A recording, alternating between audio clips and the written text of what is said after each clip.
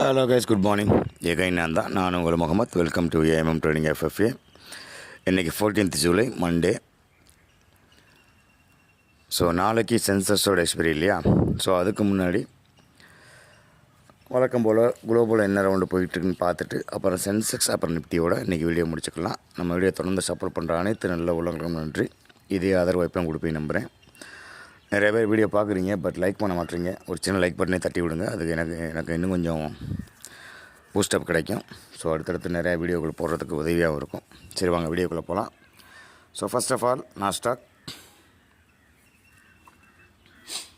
Nasdaq வந்து அதே range தான் போயிட்டுருக்கு. நம்ம சேனலை தொடர்ந்து பார்க்குறவங்களுக்கு தெரியும். அதே சப்போர்ட்டு அதே ரேஞ்சு தான். ஒரு நல்ல ஒரு கன்சால்டேஷனில் போயிட்டுருக்காங்க.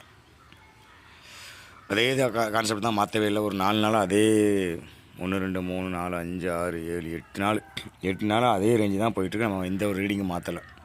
ஸோ மேலே போனால் 22,950க்கு மேலே போகணும். அதே மாதிரி கீழே வரணும் அப்படின்னா 22,550க்கு கீழே வரணும். ஸோ அது வரைக்கும் வந்து நாஸ்டாக் கீழே வராது. ஸோ இந்த ரேஞ்சுக்குள்ளே தான் போயிட்டுருக்கோம். ஸோ இன்றைக்கி என்ன நடக்குன்னு பார்ப்போம். ஸோ அதனால் இவனுக்கு வந்து சேனலுக்குள்ளே வந்தனால நியூட்ரல் வித்து நெகட்டிவ் சென்டிமெண்ட் தான் கொடுக்க போகிறேன். ஸோ ஃபர்தர் வந்து இந்த 550 வரைக்கும் வந்துட்டு அதுக்கப்புறம் தான் பூஸ்ட் கொடுக்கணும். பார்க்கலாம், நாளைக்கும் வந்து மறுபடியும் இறங்கும் அப்படிங்கிறது என்னோடய எக்ஸ்பிரஷனாக இருக்குது. அதாவது இந்த 550 வரைக்கும் ஒரு 200 பாயிண்ட். ஸோ அது எப்படிங்கிறத பார்ப்போம். டவ் ஜோன்ஸ் நம்ம சொன்னபடி கரெக்டாக அந்த 44,150 கிட்ட வந்துட்டாப்புல. பட் கீழே க்ளோஸ் பண்ண முடியல. மேலே திருப்பி வந்து அந்த 164க்கு மேலே தான் நிற்கிது. ஏன் அப்படின்னா அங்கே நாஸ்டாக்கும் வந்து அந்த ரேஞ்சுக்குள்ளே நிற்கிறனால இவன் வந்து அதே ரேஞ்சை டெவலப் பண்ணிக்கிட்டு இருக்கேன். இவனுக்கு நம்ம அதே ரேஞ்சு தான் சொல்லியிருந்தோம். 44,900க்கு மேலேயும் அதே மாதிரி 44,150க்கு கீழேயும் போகணும். அப்போ தான் வந்து ஃபர்தர் மூவ்மெண்ட் கிடைக்கும் அப்படிங்கிறத. ஸோ எனக்கு என்னமோ மறுபடியும் கீழ் நோக்கி இந்த 43,600 அந்த ரேஞ்சு வரைக்கும் வருவாங்க அப்படின்னு தோணுது. ஏன்னா ரீடெஸ்ட்டுங்கிறது அங்கே தான் எடுத்தாகணும். அந்த சேனலில் ப்ரீச் பண்ணாலும் கண்டிப்பாக ரீடெஸ்ட் எடுக்காமல் ஆல் டைம் ஹை வரைக்கும் போயிட்டாங்க கிட்டக்க. ஸோ அங்கேருந்து மறுபடியும் ஃபால் ஆகுது இல்லையா?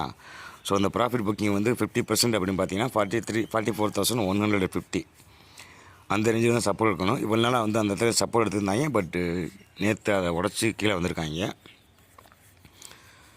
ஸோ இன்றைக்கி மீண்டும் அதை உடைக்கிறதுக்கு பாசிபிலிட்டிஸ் இருக்கா இல்லையாங்கிறத பார்ப்போம். பட் கேண்டில் வச்சு பார்க்கும்போது கண்டிப்பாக பாசிபிலிட்டிஸ் இருக்குமான்னு தெரியுது.